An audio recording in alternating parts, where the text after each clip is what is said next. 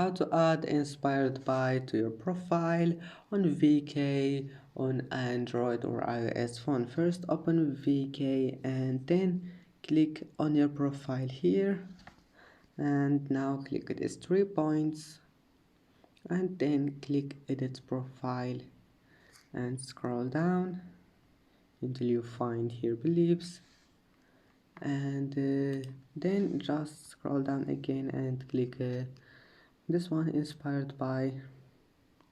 Now just type here anything you want, like and then save it.